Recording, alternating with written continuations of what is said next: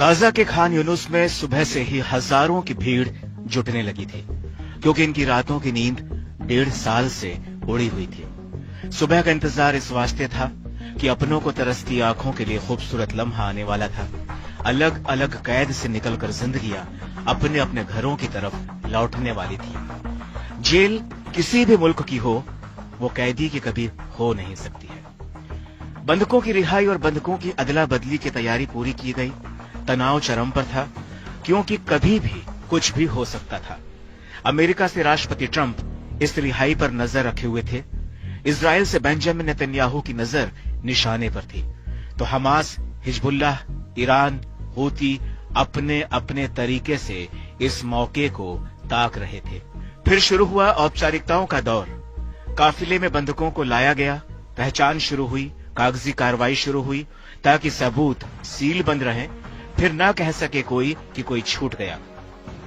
Hamas से 3 Israeli बंधकों को रिहा किया और मौके को इवेंट बना दिया। सीज फायर डील के तहत इन 3 बंधकों को पहले तो रेड क्रॉस के हवाले किया गया, इसके बाद इन्हें इजरायली सेना को सौंप दिया गया। हमास से 369 फिलिस्तीनी कैदियों और बंदियों के बदले में 3 बंधकों को वापस किया। हमास के इस कदम से 42 दिनों के युद्ध विराम के खत्म होने से पहले समझौता टूटने का जो एक डर बन गया था, वो खत्म हो गया। लोगों ने राहत की सांस भरी। हमास की कैद से तकरीबन 17 महीने बाद इजराइल के 3 बंधक ईयर हॉर्न, सगोई डेकेलचेन और साशा ट्रोफानोव को आजादी मिली। हालांकि कुछ दिन पहले बंधकों की रिहाई का मामला अटक सा गया था। हमास ने और ज्यादा बंधकों को रिहा न करने की धमकी दी थी, क्योंकि उसने इजराइल पर आरोप लगाया था कि गाजा में सहायता पहुंचाने को रोककर इजराइल ने युद्ध विराम की शर्तों का उल्लंघन किया है। इसके बाद अमेरिका के राष्ट्रपति डोनाल्ड ट्रंप ने गाजा को नर्क बना देने की धमकी दी थी, जिसके बाद इजराइल ने भी लड़ाई फिर से शुरू करने की धमकी दे डाली और अपनी सेनाओं को हाई अलर्ट पर कर दिया था।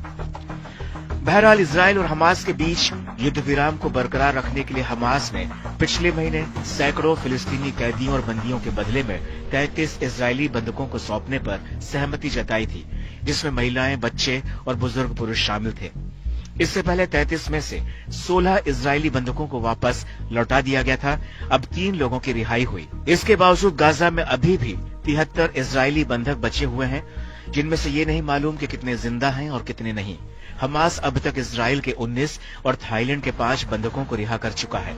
आईडीएफ का कहना है कि रिहा किए गए तीनों बंधक 498 दिनों के बाद इजराइल वापस लौटे हैं। हालांकि अभी भी बंधकों की रिहाई के बावजूद तनाव चरम पर है।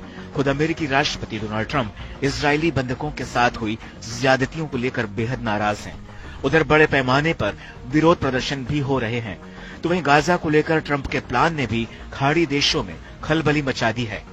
अमेरिकी राष्ट्रपति डोनाल्ड ट्रंप ने कहा था कि गाजा से फिलिस्तीनियों को स्थायी रूप से बाहर निकाल दिया जाना चाहिए और फिर इलाके को फिर से डेवलप करने के लिए अमेरिका को सौंप देना चाहिए।